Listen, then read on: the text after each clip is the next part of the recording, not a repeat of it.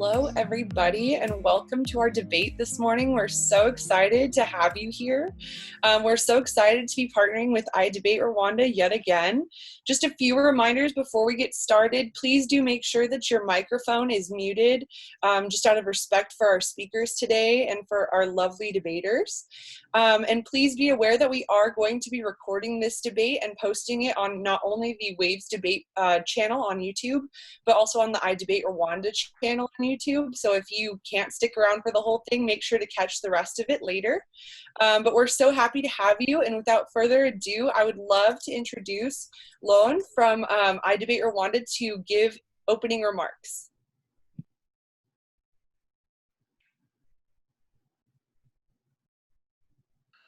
Can you guys hear me? Hello? Okay. So thank you everybody for being here. Thank you for Pepperdine University for partnering with us. For those who are here for the first time, we're doing the global debate series with Pepperdine University, and today is our second session. And today's topic is, excuse me for a second, let me read it out loud.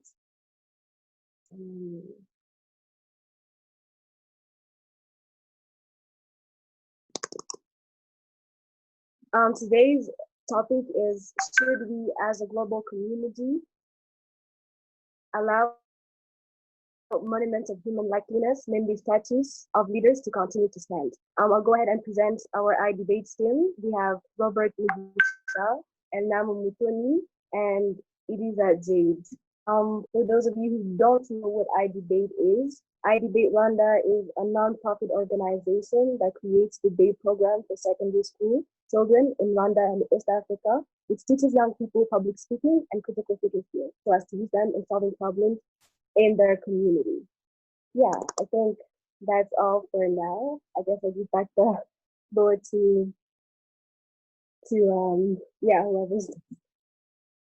Thank you so much for those opening remarks. I would like to introduce our debaters for Wave Debate. We have Samantha, Anaz, and Hannah Kate, and they will be debating on from our team. So we're so excited to have them and partner up with the iDebate Rwanda team today. As she said, our topic today is, should we as a global community allow monuments of human likeness, namely statues of leaders, to continue to stand? And without further ado, I'd like to introduce the first speaker from side one, which is the historical perspective, to give a speech that is no longer than 5 minutes in length. So introduce yourself, please, and then begin your speech when you're ready. Thanks, Tiffany. Hello, I'm Samantha, and I guess I'll just jump right in. Today, I'm here to argue for the preservation of controversial statues, although not in a way that glorifies the controversial action they represent, because they have important messages to teach us about history. Destroying them would be destroying an opportunity to speak about and change the distasteful practices these statues represent. Let me make it very clear that this position does not advocate the following. First of all, I do not believe that just because the statues remain in existence, that the statues should remain in their original state or continue to exist in any way that continues to glorify the racist, sexist, or other controversial points of view they represent. I acknowledge that most of these statues are not designed to educate people about the past, nor are they official government monuments. They are clear symbols of hatred and oppression. However, they are ways to leave the in existence that uplift voices calling for equality and freedom, which I will elaborate on presently. And second, I am not interested in promoting my voice above the voices of those who are on the receiving end of this oppression that is represented by these monuments, only to add to a discussion that all of us should be having. So when we are looking at this debate, I suggest that we frame our judgments through the lens of which solution would create the greatest benefit to society as a whole. To further clarify this position, I see the greatest good to society as whatever solution would give the greatest opportunity to create a clear condemnation of discrimination and oppression in the present, and would also best facilitate reparations and create a more equal society in the future. I believe that my position can fulfill this requirement to a greater extent than either of the other positions as a result of its ability to create visibility and discussion about the issue. As a rebuttal of the second position, although monuments do need to reflect more diversity and uplifting figures, to simply not make statues of controversial leaders is an impossible act. Nearly every single figure in history, from Malcolm X to Gandhi, can represent controversy, and we shouldn't shy from representing the complexity of our past. Even creating statues of uplifting figures can fail to make meaningful discussions because it can create the sense that our problems are already solved. And as a rebuttal of the third position, to simply do away with all public monuments is censorship and erasure of the past without spurring acknowledgement, discussion, or reparation for that past. To get into the meat of why I believe that keeping statues is the best pathway forward, I want to introduce the term memory activism to you. Memory activism is about making available information which was hidden or obscured in such a way as to change the dominant story about the past. Or, simply put, memory activism is about undoing the whitewashed version of history and putting in the spotlight the darker, hitherto silenced portion of history, the part that includes slavery, colonialism, racism, and discrimination in all of its forms. Putting this history in the spotlight causes dialogue, and that dialogue causes change.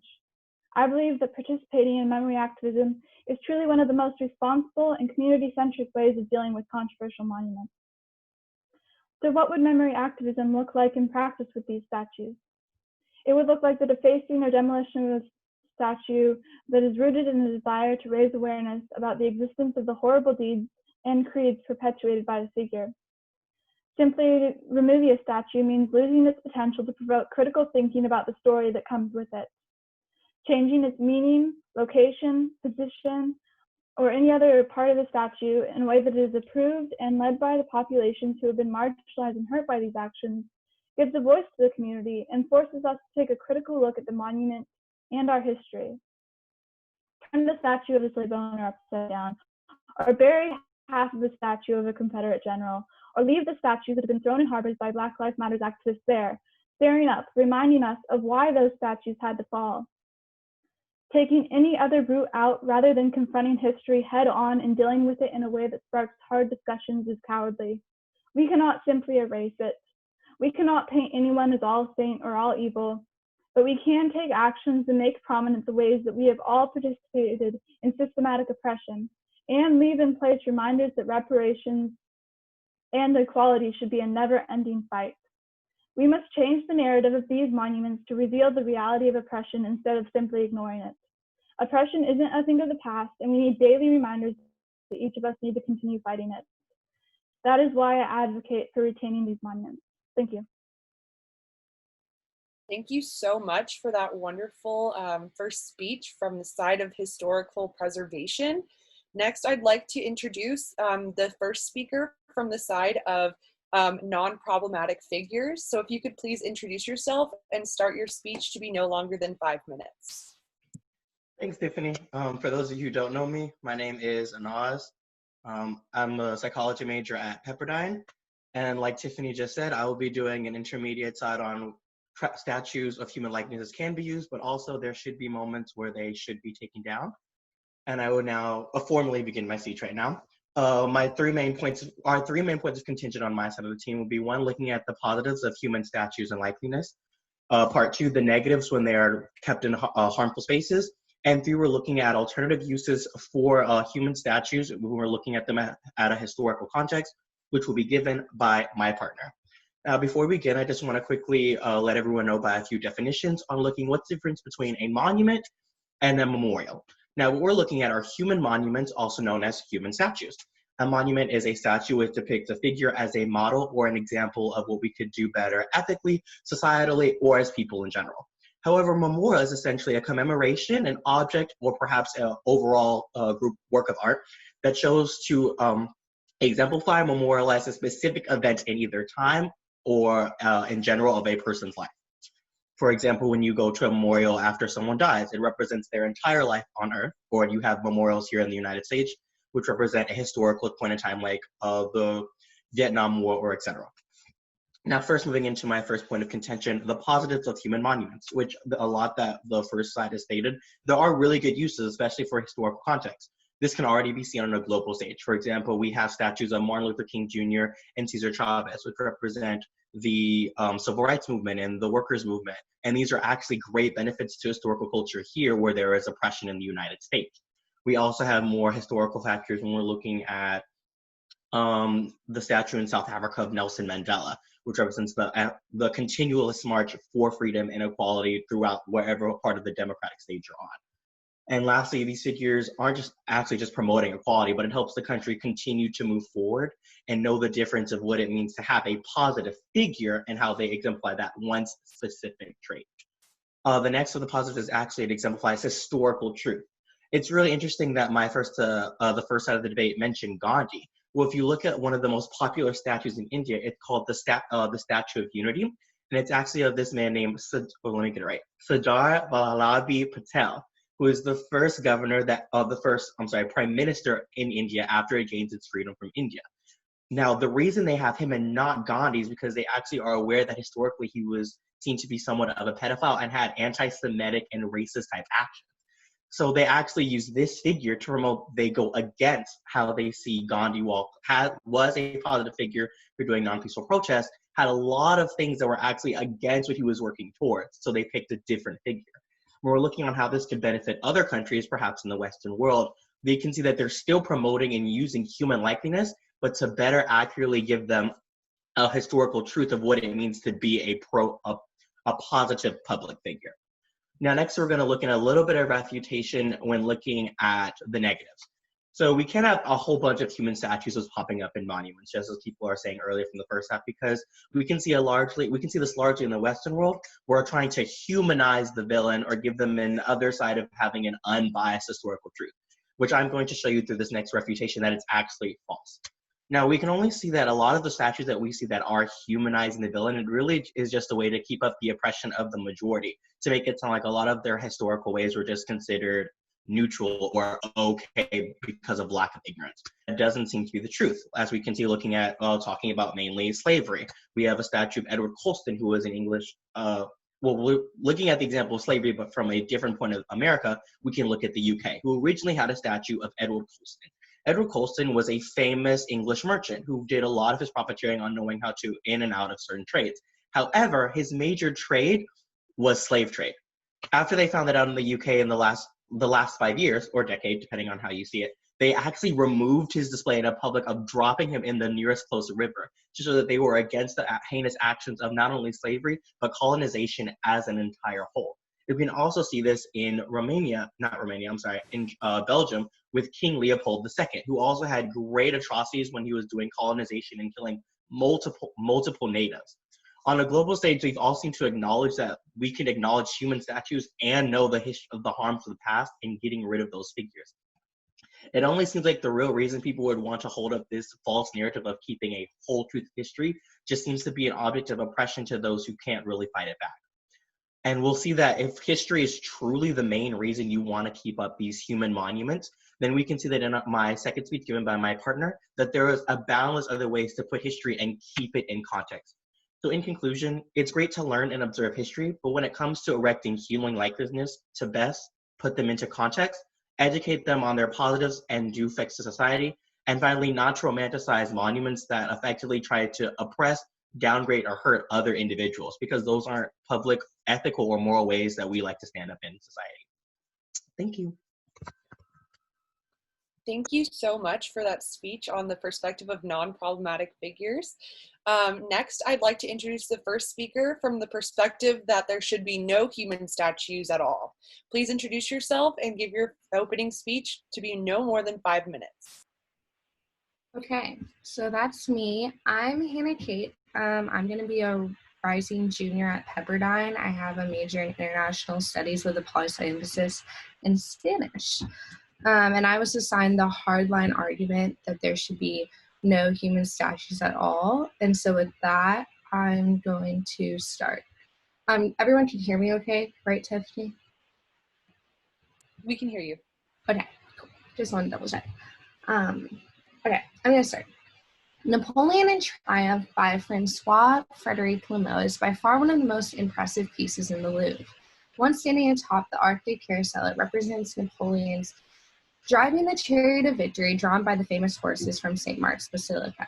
Yet many of Napoleon's features are adjusted to give him a taller look and the idealized facial features of the Romans. We remember Napoleon as infamously small and sickly in physical appearance, despite his political and economic success. Yet this sculptor chooses to represent him as a stronger, more attractive figure. This kind of enhancement of the human physique is not original to Lemo. Actually, this trend significantly predates Napoleon's lifetime and continues even now with the development of photoshopping technology. The reason for this is simple. We as human beings want to create superheroes out of our heroes. And in this way, humans have been enhancing the likeness of their society's prominent individuals, essentially idolizing the select in a somewhat Herculean manner. Thus, there should be no human statues, and instead any monuments should be focusing on honoring the significant event or situation, rather than an individual leader. My first point is this. Statues of human likeness promote the dangers of idolization. The idolization of anything, whether it be a person, an idea, a job, a phone, generally generates a negative outcome, right? So interestingly, it's the Bible which warns repeatedly of the dangers of idolization, time and time again. Clearly, the God of the Israelites considered the preventions of idols extremely relevant when we consider the first two of the 10 Commandments. No other gods before me, and do not make idols.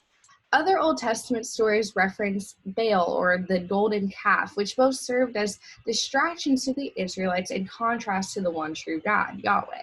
This being said, no matter your faith tradition or lack thereof, the Bible's concern of idols is one of its universal truths, I believe, which can be applied outside of religious context.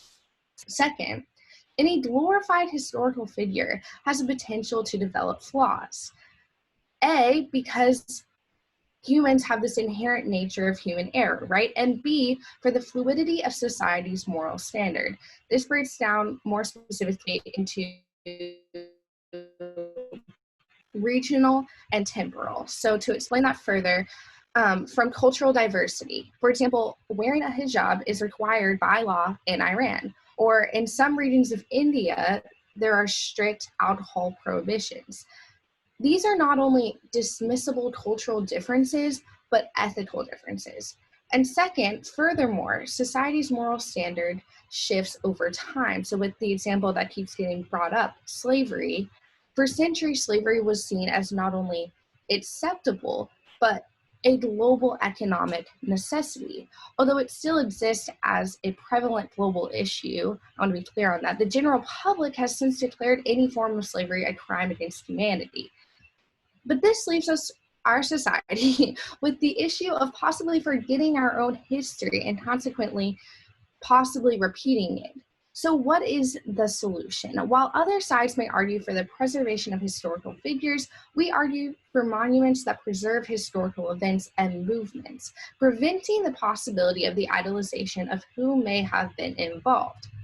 In this way, we preserve history in its purest form, protecting against consequential bias, which is integral to the creation of statues of human figures to begin with.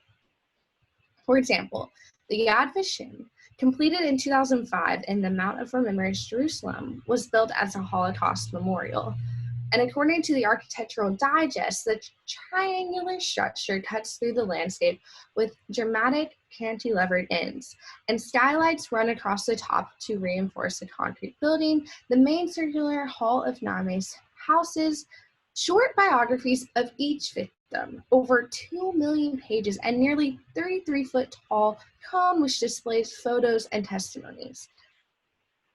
Just take that in for a second. It is this structure which allows for the recognition of each victim lost and remember the tragedy as it occurred, not by some misinformed version. It does not emphasize any individual over another. Instead, the monument presents the Holocaust as an event in which there were unaccountable heroes as well as villains. In conclusion, for the previously listed reasons, our society should refrain from the design of human statues altogether, instead replacing them with artistic renditions, parks, informational signage, etc. Memorials which recognize historical events as they were, complex in both motive and nature, retaining true history for what it is, undeniably complicated. Thank you. Thank you so much for that first speech. Now I'd like to invite the second speaker from the perspective of historical preservation. Could you please introduce yourself and give your 5-minute speech? Hi, my name is Natasha. Are you all here? Yes, we can hear you. Okay, so I'm the second speaker, and the topic today says that should we as a global community allow monuments of human likeness, namely statues of leaders, to continue stand?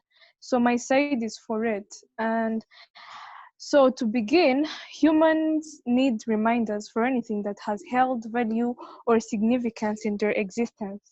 And reminders can be kept in terms of monuments, pictures, or books, but it's mostly and commonly and widely known that solid forms are most useful to stories because it gives a clear image in one's head and imagination, and hence more effective to be used as an education tool.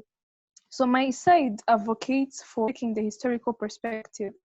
We believe that the preservation of history of an event or a person, and that even monuments of controversial leaders can provide valuable lessons to society and can heed to avoid making the same mistakes. While the second side claims that the controversial leaders shouldn't be kept in statuses for the sake of changed minds about racism, slavery, colonization, discrimination, though we believe that since not only good things has characterized the human history, the same way we should remember about both situations or events.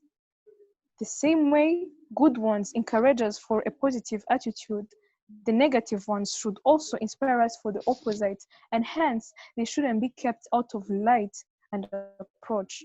They think idolization is a strong word to be used in this case. I mean, how about we call it attribution, homage, respect, paid for those who deserve it? How about we take it as a symbolization instead of saying that and using idolization as a way of describing it? There is no problem with people acting the way they feel towards their heroes. And in fact, gratitude is a positive trait. Approaching the third side as well, it is okay and actually what we want to commemorate big events, what marks our history, but I find it a little bit senseless to forget the men who made it happen on the way. I mean, we have to talk about what happened. We also need to know who made it possible, and if that involves statuses of the person in question, then may it be.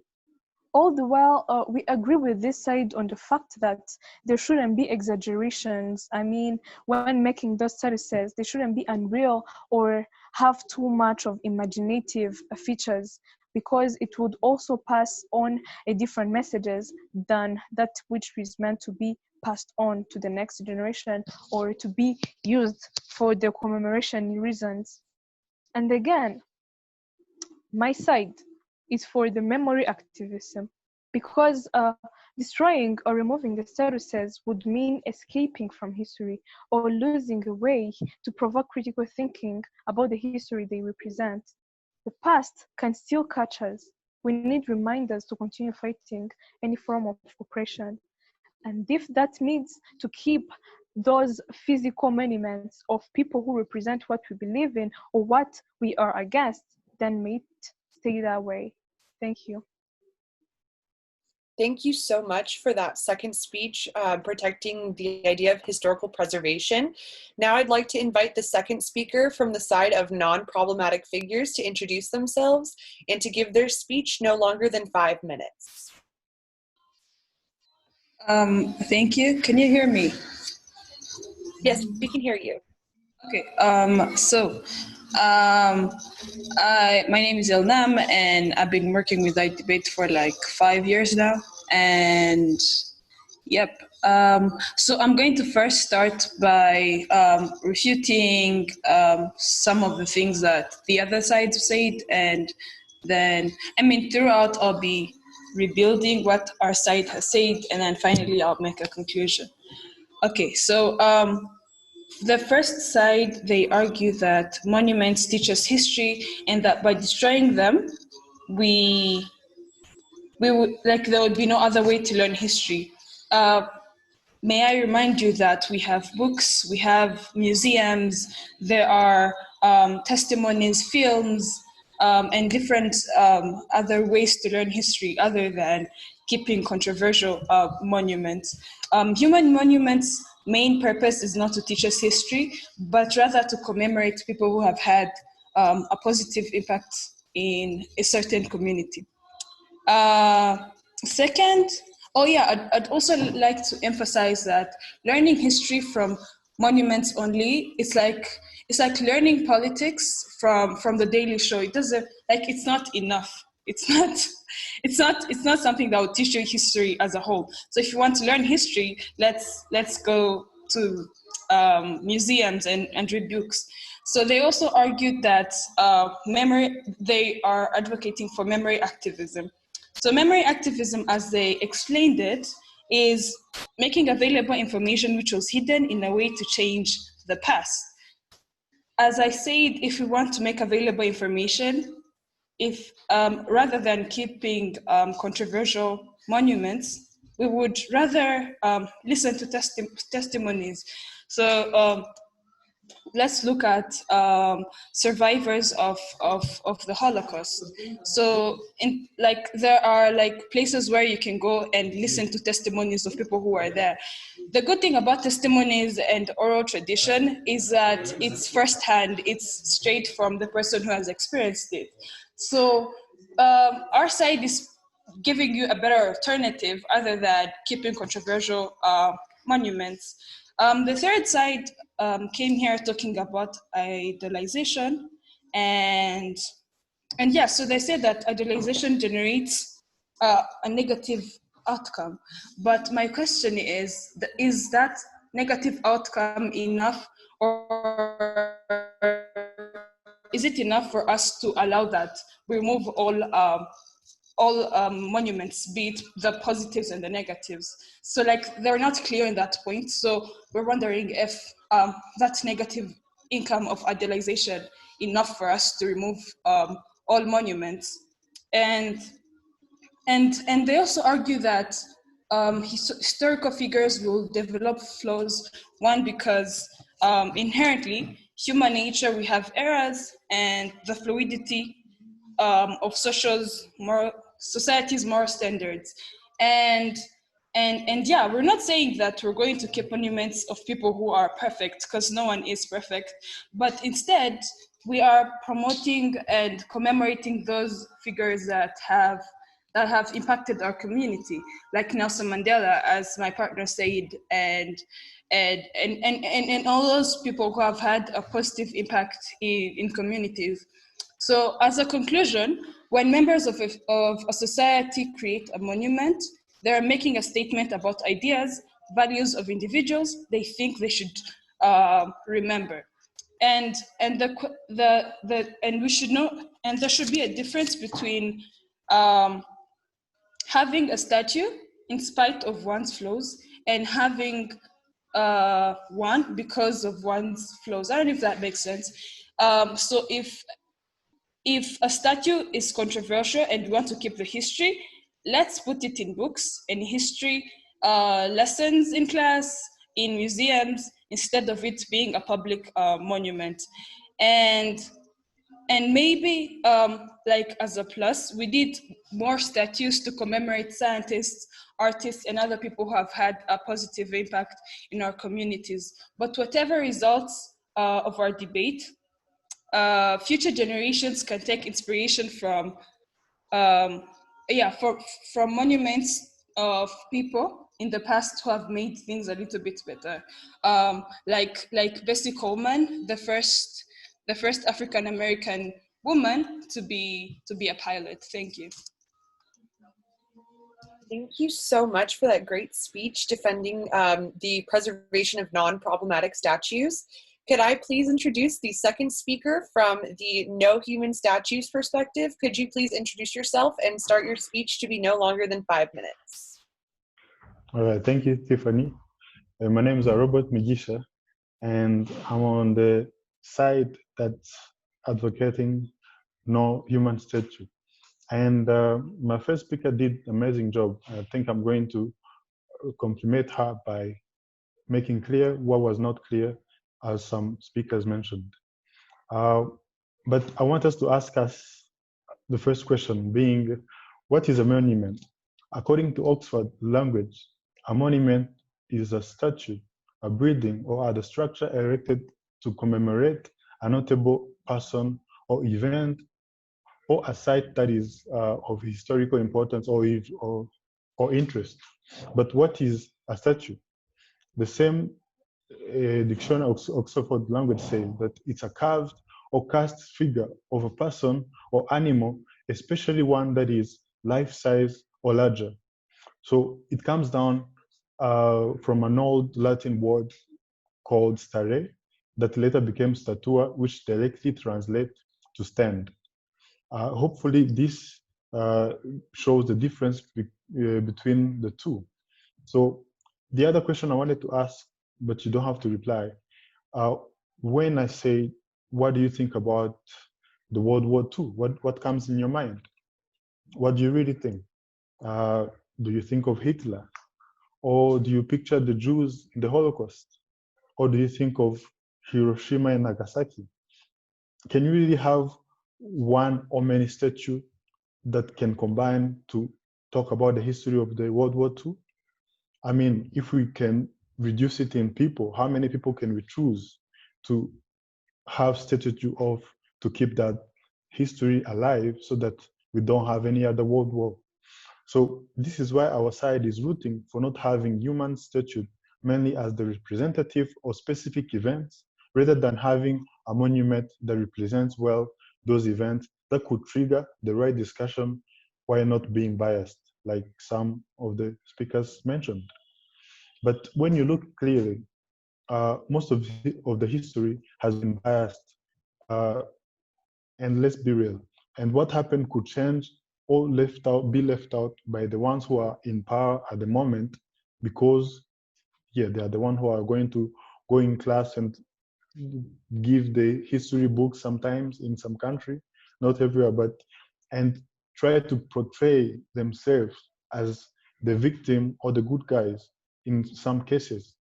And another good approach would be the statute that supports their argument, as they are the ones reading those statutes most of the time. So, but like people mentioned, I don't want to repeat it, how no one is perfect. And we don't want a perfect human being as a statue. But if no one is perfect, then why put that statue in the first place? So to refute what some other speakers said, from the question that we're asking ourselves, we could see that a human statue is not what is needed to trigger a discussion about history. Some of the speakers said, you can't learn politics on the Daily Show. That was a good one, because you need books. You go to class to master anything. You won't go in front of a statue and then you learn all of that history in front of it. So you need to go dig deeper if you want to know the actual event that actually took place. And I don't think that statute is what's going to tell you that. Moving on, so most of the time, actually, when the statute is there, it tends to take even all the credits of all the people that were behind that situation, and it fall back to him because he's the only statute over there. The other speaker mentioned of how many first Prime Minister of India, how he was more known than Gandhi, and at the same time he was also a pedophile. And I don't know if that changes the view, but you can see how it can bring more harm than good.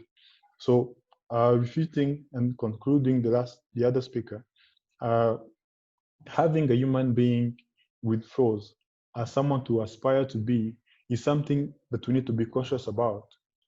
Yes, you can have people who did many positive things in their community. You can have them in many ways. You can have them in books about them that details the whole things instead of a script, a statue.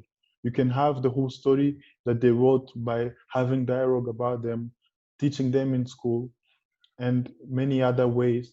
But idolization, as we mentioned, we showed, as my first speaker mentioned, how many statute has been idolized in the past, and even sometimes up to this day, you can still see how many religions attach a huge amount of their faith or belief in some statute, because it has a really deep effect, which is actually more than physical. It goes spiritual as well. So, concluding, uh, we need to make sure that those people are people like us. We need to inspire the new generation, or to portray those people, the history, by saying what really happened, giving credit not just to the main figure who's taking all the credits, by stating the events as it really took place, and by inspiring the the generation to come how no one is perfect. We don't need to have this someone who did this as like a god. Inspire them to be the best of what they can be, not depending on what one person did, because themselves too can even do better than what those so-called statue did. And the moment we idolize them, we might be limiting ourselves, thinking that we can't reach where they reached, which can even be harm. So please, let's try for a real accurate history by telling the whole story as it is and not depending on statues. Thank you very much. Thank you so much for that awesome second speaker. And thank you to all of our debaters, because that was all of the speeches.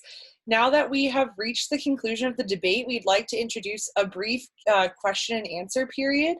I've noticed that you guys have been putting some messages into the chat, so I'm just going to scroll through that really quick and find a question. But thank you so much for attending, and thank you so much to iDebate for also partnering with us in this event. So I have a question here from Enrique Lazari. It says, to what extent do the presence of statues alter one's worldview and distort their perception of their own culture as well as that of others? Any of the debaters can answer this question, and if you'd like to submit a question to a specific debater, please denote that in your comment. So if I'm reading it right, I try to find and scroll it. So we've talked a lot about the different types of statues as well. So if you're talking about a historical cultural, or you're talking religious cultural, they all change how they affect the human person. Like if you look in like recent psychology effects, if you look at historically cultural events, they shape how we look about how ethically history has portrayed.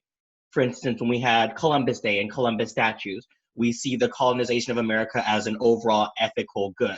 Compared to when we start taking them down, we see that as a historical negative when we look at things like the Trail of Tears, the massacre of indigenous people. So it all changes how we presume the right and wrongs of what happened in history. From a religious perspective, it looks at how we see the religion and how we see either our faith or our morals as a whole. So like, for instance, in Rio de Janeiro, the however big Jesus statue, it promotes them to have morals and values of kindness and forgiveness and joy. But it also, if you look at it from a different lens, if you're not from that religion, it looks more, of course, like we mentioned in speech 3, idolatrous and overall negative. But with religious ones, it has to be more specific to the religion. So it's really harder to see the objective negative, because religion, in essence, is very subjective, if that answers your question. Do any of our other debaters have a perspective on the question?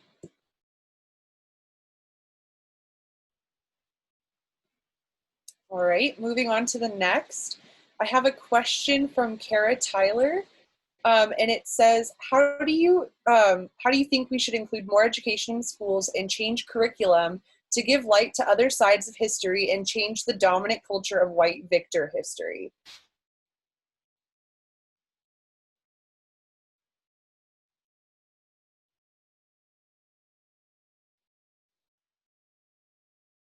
Any of our debaters?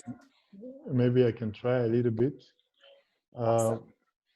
Yeah, so I think the best way to do that is approaching the people in place. I mean, the people who set those curriculums and suggest that.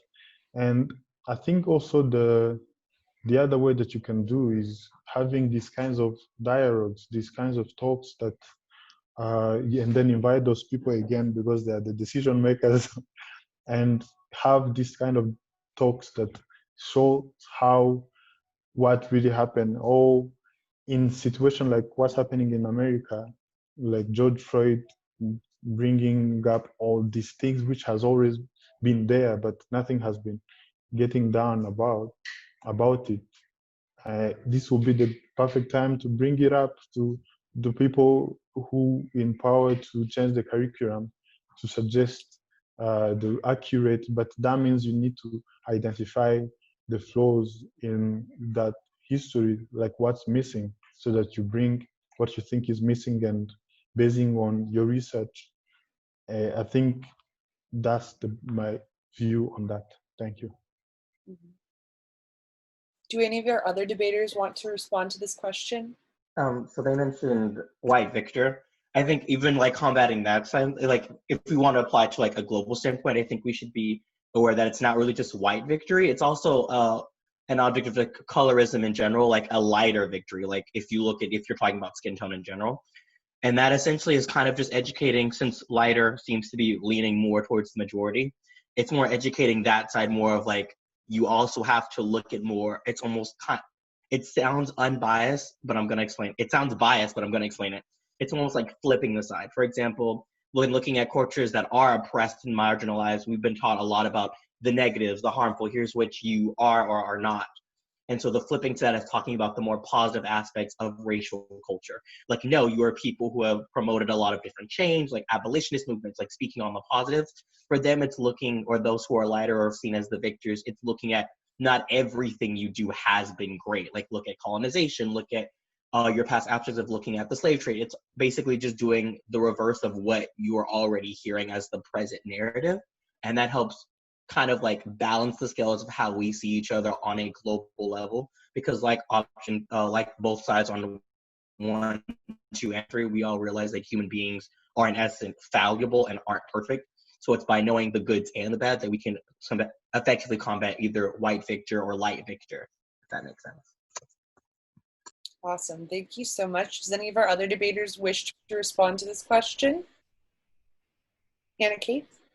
I was gonna ask like a more larger question that this kind of like made me think of. So I guess, do we think it's possible to even change the curriculum or change the perspective or change like the thought process of thinking of our history? Because if we think about it, any history that's ever been written is going to have been written from a biased perspective, because there's always some bias in that. So is it even possible to shift that bias at all? Like, is there such thing as a purely unbiased history, I guess is my question.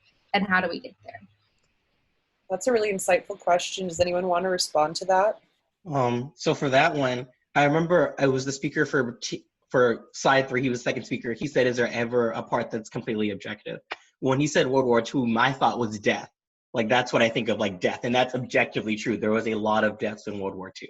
Now, can that be said about every object in history? I'm not sure. I'd like to say yes, but probably not. So I guess the idea of like, how do you combat that is probably just getting multiple perspectives, because there's always going to be something. And like, even if you tell a story 100 different times, there's always at least one thing that has stayed prevalent throughout. And if it has stayed prevalent throughout, then there's most likely that's the thing that's true. For example, in religion, a lot of religions will tell this story about a great flood. No matter where it comes from, there is a great flood story somewhere in almost every religion.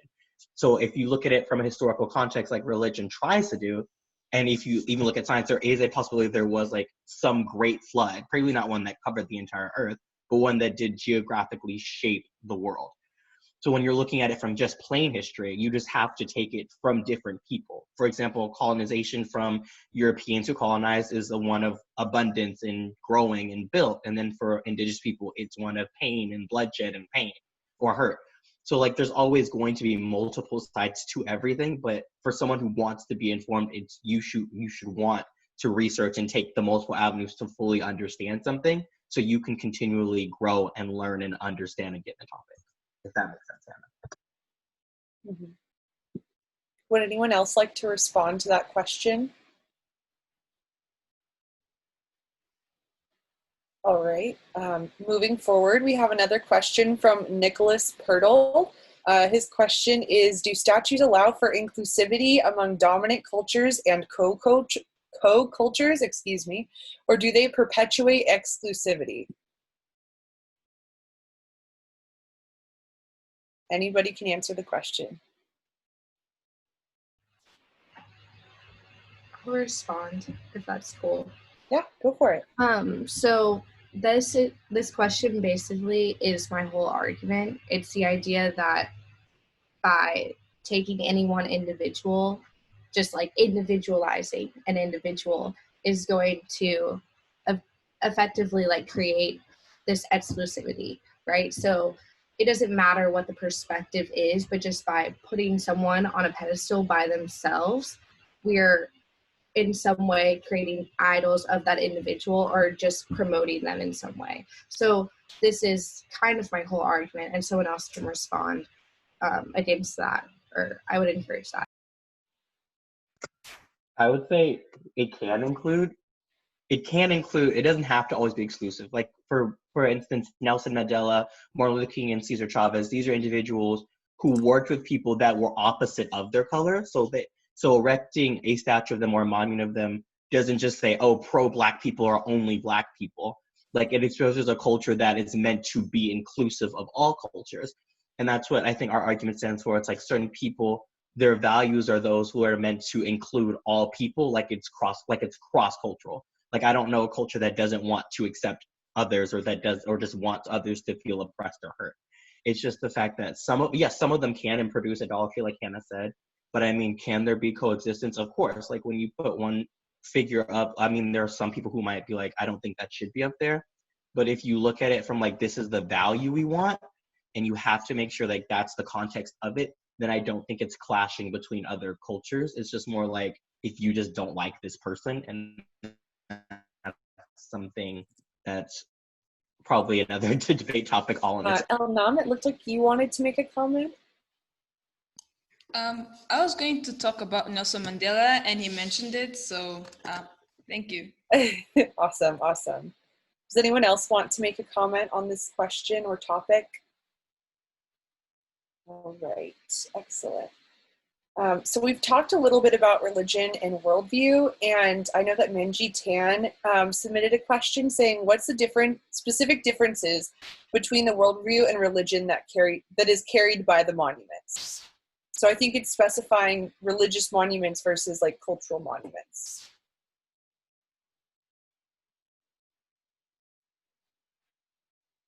Anyone can respond to this question.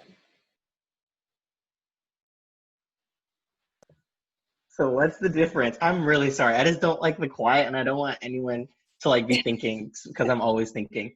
So the specific differences between worldview and religious monuments. Well, one, religious monuments can be worldview monuments, but not every worldview monument can be a religious monument. So it's kind of like A can be B, but not B can always be A kind of thing. And so for religion, I don't think anyone, well, yes, some people in religion do want to signify the figure as a whole. And for that, like Christianity, like Jesus Christ was supposed to be like the first perfect being. So for religion, you can have an air of infallibility or objective truth within it, compared to worldview monuments, which are, as a whole, can be historical, cultural, and they add a lot more subjectivity within them, because we understand that it's a worldview perspective or a possible global perspective of ethics or morality. So I think with religion, it's very specified. It's like, this is a monument for Christianity, for Islam, or for et cetera, Hinduism. Compared to the worldview, it's like, this is a person who can be placed in any global stage and can be perceived in either this way or that way, or in a multitude of different ways. So I think it's just how specified it is the biggest difference. And then how you interpret it can vary wherever you are. Does anyone else want to answer this question or comment on this topic before we wrap it up for today? Yeah, I would like to say something. Go for it. Excuse me for not putting the video, but I would like to say, to add on what he said, I believe that even if they are different in the ways people view them, but I believe they all serve for the same purposes. I mean, they are all put in place for serving the purpose of not forgetting about them, or for retaining the moral value that they represent. So I feel like even in religious statuses also are put in place to always commemorate about those people, what they did, and the occasion and the events, you know. So I feel like they all serve for the same purpose. Excellent. That's a well-made point. Does anyone else have anything else to say on this topic? Yeah, so on the topic in general, some of the things they mentioned I couldn't talk about. But starting with this last one, the question, I think when you look at it, like Jed just said, as church you might not be religious, but let's take an example of, was it today? Today there was an artist in London who made a description of I don't know, the black girl. I don't know, is it Chanel? I don't remember the name well. I don't know if you've seen the news. And then they removed it. But then, you know, the girl was standing with the fist up, you know, like back then, like the Black Panther. That was their sign.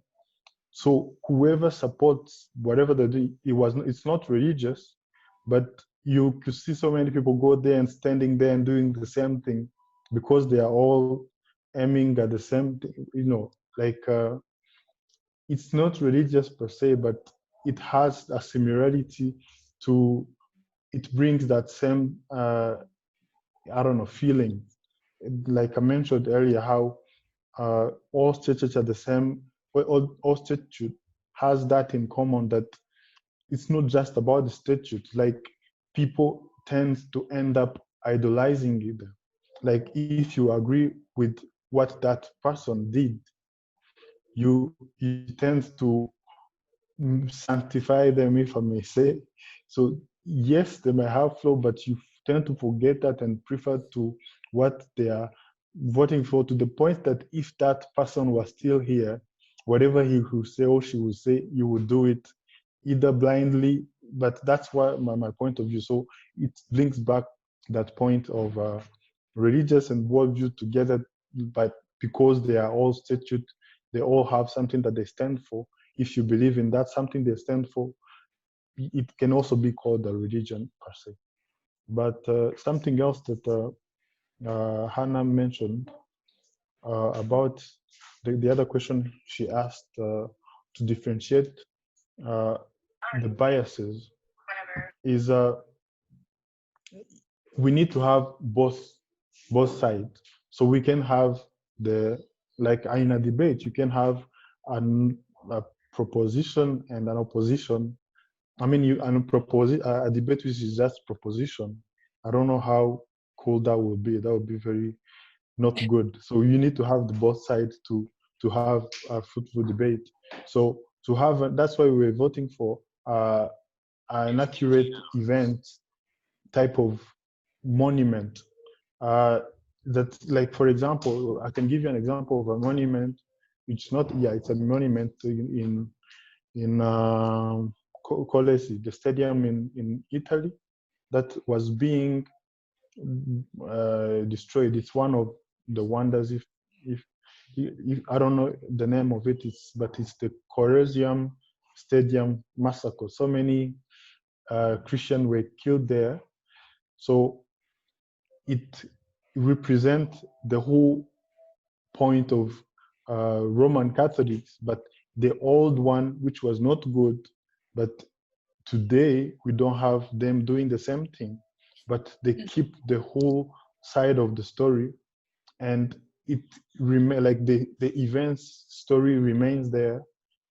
It doesn't mean that's what they are doing now. They are killing Christians, but it's a monument helping to preserve that history, which can serve in all the way, maybe inspire some psychopaths to go and kill Christians, or inspire some good Christians to be good and learn from it and not do that. Thank you very much. Thank you so much. So that was our last question for the question and answer period. I would just love to thank again iDebate Rwanda for partnering with us on our second debate together. And thank you to all our debaters as well for participating. Thank you to everyone in the audience for being so respectful with your questions and comments. We really appreciate it. And I hope that y'all have a great rest of your day today. Please don't hesitate to reach out on the Waves Debate Instagram if you need anything. Thank you. Thank you, Tiffany. Thank you. Bye, everyone.